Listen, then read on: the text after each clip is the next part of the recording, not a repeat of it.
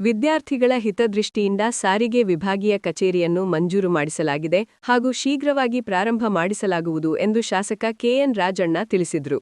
ಪಟ್ಟಣದ ನಕುಲ್ ಪಾರ್ಟಿ ಹಾಲ್ನಲ್ಲಿ ಕರ್ನಾಟಕ ರಾಜ್ಯ ರಸ್ತೆ ಸಾರಿಗೆ ನಿಗಮದ ನೌಕರರ ವತಿಯಿಂದ ಬುಧವಾರ ನೂತನವಾಗಿ ವಿಭಾಗೀಯ ಕಚೇರಿಯನ್ನು ಮಂಜೂರು ಮಾಡಿಸಿದ ಹಿನ್ನೆಲೆಯಲ್ಲಿ ಸನ್ಮಾನ ಸ್ವೀಕರಿಸಿ ಮಾತನಾಡಿದ ಅವರು, 2013ರಲ್ಲಿ ನಾನು ಶಾಸಕನಾಗಿದ್ದಾಗ ಸಾರಿಗೆ ಸಂಸ್ಥೆಯ ಡಿಪೋ ಮಂಜೂರು ಮಾಡಿಸುವ ಸಂದರ್ಭದಲ್ಲಿ 2 ಎಕರೆ 20 ಗುಂಟೆ ಜಮೀನನ್ನು ವಿಭಾಗೀಯ ಕಚೇರಿಗಾಗಿ ಮೀಸಲಿಟ್ಟಿದ್ದರಿಂದ ಇಂದು ಜಾಗದ ಸಮಸ್ಯೆಯೇ ಇಲ್ಲದಂತಾಗಿದೆ ಎಂದರು. ಸಾರಿಗೆ ವಿಭಾಗೀಯ ಕಚೇರಿಯಿಂದ ಪ್ರಯಾಣಿಕರಿಗೆ ಸಾಕಷ್ಟು ಅನುಕೂಲವಾಗುತ್ತದೆ ಹಾಗೂ ತಾಲೂಕಿನ ಹಲವು ಗ್ರಾಮಗಳಿಗೆ ಬಸ್ ಸೌಕರ್ಯಗಳನ್ನು ಒದಗಿಸಲಾಗುವುದು ಎಂದರು.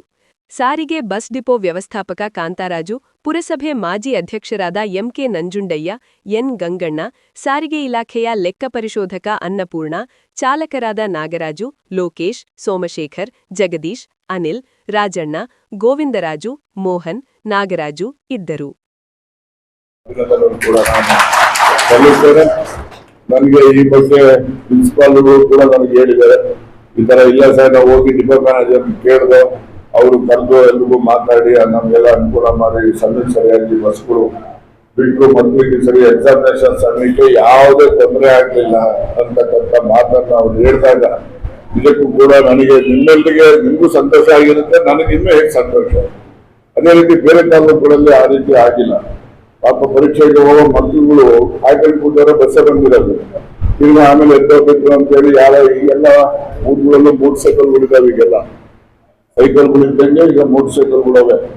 ಈಗ ಅವ್ರು ಯಾರ್ಯಾರೋ ಕರ್ಕೊಂಡೋಗಿ ಆ ಮಕ್ಕಳುಗಳೆಲ್ಲ ಶಾಲೆಗೆಲ್ಲ ಬಿಟ್ಟು ಬೇರೆ ತಾಲೂಕುಗಳಲ್ಲಿ ಬಹಳ ಪರದಾಟ ಮಾಡಿದ್ದಾರೆ. ಬೇರೆ ತಾಲೂಕು, ನಮ್ಮ ತಾಲೂಕಲ್ಲಿ ಆ ರೀತಿಯ ಒಂದೇ ಒಂದು ಸಂಗತಿನೂ ಕೂಡ ಎಲ್ಲೂ ಗಮನಕ್ಕೆ ಬಂದಿಲ್ಲ.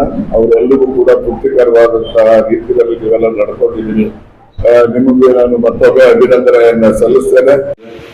ಜೊತೆಗೆ ಇನ್ನೊಂದು ಎಲೆಕ್ಟ್ರಿಕ್ ವೆಹಿಕಲ್ ಡಿಪೋ, ಅದಕ್ಕೊಂದು 3-4 ಎಕರೆ ಹೇಳಿದ್ದಾರೆ, ಅದಕ್ಕೂ ಕೂಡ ಕೊಡೋದಕ್ಕೆ ಜಾಗ ಕೂಡ ಹೋಗಿದ್ದೀವಿ, ಅದನ್ನು ಕೂಡ ಮಾಡಿಸ್ತೀವಿ. ಎಲೆಕ್ಟ್ರಿಕ್ ವೆಹಿಕಲ್ ಡಿಪೋ ಅದು ಮಾಡಿದ್ರೆ ಅವು ಒಂದು ವೆಹಿಕಲ್ ಬರ್ತವೆ, ಹಳ್ಳಿಗಳಿಗೆ ಅಲ್ಲಿ ಇಲ್ಲಿ ಹೋಗ್ಲಿಕ್ಕೆ ಅನುಕೂಲ ಆಗ್ತದೆ ಅಂತ ಹೇಳಿ ಇಲ್ಲಿ ಡಿವಿಷನ್ ಆಫೀಸು, ಅಲ್ಲಿ ವರ್ಕ್ಶಾಪ್ ಜೊತೆಯಲ್ಲಿ ಟೈರ್ ರಿಸೋಲಿಂಗ್ ಒಂದು ಘಟಕ ಪ್ಲಾಂಟ್, ಆಮೇಲೆ ಎಲೆಕ್ಟ್ರಿಕ್ ಪ್ಲಾಂಟ್ ಅನ್ನು ಕೂಡ ಒಂದು ಮಾಡ್ತೀನಿ.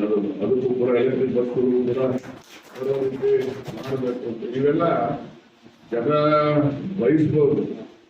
ಆದ್ರೆ ನಾನು ಕೂಡ ಇದೆಲ್ಲ ಮಾಡಿದ್ರೆ ಜನಕ್ಕೆ ಅನುಕೂಲ ಆಗ್ತದೆ ಅಂತೇಳಿ ಅವರ ಬಯಕೆಗೆ ತಕ್ಕಂತೆ ನಾನು ಕೂಡ ಯೋಚನೆಯನ್ನ ಮಾಡ್ತೇನೆ. ಮತ್ತೆ ಜೊತೆಯಲ್ಲಿ ಅಧಿಕಾರಿಗಳು ಕೂಡ ನನಗೆ ಈ ರೀತಿ ಮಾಡಿದ್ರೆ ಇಷ್ಟು ಅನುಕೂಲ ಇದೆ ಸರ್ ಅಂತಕ್ಕಂಥ ಮಾಹಿತಿಯನ್ನ ನನ್ನ ಜೊತೆಯಲ್ಲಿ ಅವರು ಕೂಡ ಹಂಚ್ಕೊಂಡಿದ್ದಾರೆ. ಅವರು ಕೂಡ ಹೇಳ್ತಕ್ಕಂಥದ್ದು ಜನಪರವಾಗಿ ಇರ್ತಕ್ಕಂಥದ್ದು ಇದೆ ಅಂತಕ್ಕಂಥ ಜನಪರವಾಗಿ ಜನಕ್ಕೆ ಅನುಕೂಲ ಆಗುವ ಕಾರ್ಯಕ್ರಮಗಳನ್ನ ರೂಪಿಸಬೇಕು ಅಂತ ಮನಸ್ಥಿತಿನೂ ಕೂಡ ಅವ್ರಿಗಿದೆ ಅಂತ ಹೇಳಿ ನಾನು ಭಾವಿಸಿದ್ದೇನೆ. ಗಮನಿಸಿದ್ರೆ ಗೊತ್ತಿಲ್ಲ, 17 ಡಿಪೋ ಆಯ್ತಲ್ಲ, ಡಿಪೋ ಆಗೋವಾಗ ಡಿವಿಷನ್ ತರಬೇಕು ಅಂತ ಹೇಳಿ ಪಕ್ಕದಲ್ಲಿ 2.5 ಎಕರೆ ಭೂಮಿ ಕಾಂಪೌಂಡ್ ಆಗಿ ಬಿಡಿಸಿದ್ದು ಅವಾಗಲೇ.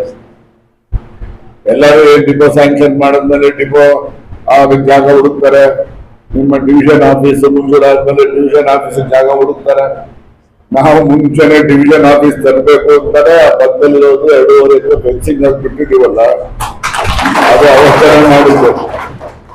ಸರಿ ಸುಮಾರು 8-9 ವರ್ಷದ ಹಿಂದೆನೆ ನಾನು ಅದನ್ನ ಮಾಡಿದಂತದ್ದು. ಮತ್ತೆ ಭೂಮಿನೂ ಅಷ್ಟೇನೆ, ಅದು ನಮ್ಮ ಜನರು ಒಂದು ಸುದೈವ ಅಂತ ಕಾಣಿಸುತ್ತೆ. ಆ ಭೂಮಿ ನಮಗೆ ಸಿಕ್ಕಿದ್ದು, ಅದು ದೊರಕಿಸ್ಕೋಬೇಕಾದ್ರೆ ಏನೆಲ್ಲ ಕಷ್ಟ ಬಿದ್ದಿದ್ದೀವಿ ಅನ್ನೋದು ಕೆಲವು ಹೇಳೋಗ್ತಾ ಇದ್ದಾರೆ, ಕೆಲವು ಹೇಳ್ದೋರೋಗ್ತಾ ಇರೋದು.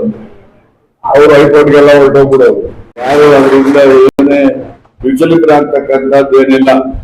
ಎಲ್ಲ ನಿಮ್ ಪರವಾಗಿ ಕೆಲಸ ಮಾಡ್ಲಿಕ್ಕೆ ಗೊತ್ತಾಯ್ತಾ, ನೀವು ಕೂಡ ಜನಪರವಾಗಿ ಅದನ್ನ ಇನ್ನೂ ಹೆಚ್ಚು ಪರಿಣಾಮಕಾರಿಯಾಗಿ ಮಾಡಬೇಕು ಅಂತ ನಮ್ಮ ನಿರೀಕ್ಷೆ. ಅದನ್ನ ನೀವು ಕೂಡ ಇನ್ನೂ ಹೆಚ್ಚು ಕೀರ್ತಿವಂತ ಆಗ್ಬೇಕು ಅಂತ ನಿಮ್ ಜವಾಬ್ದಾರಿಯನ್ನು ಸರಿಯಾಗಿ ನಿರ್ವಹಣೆ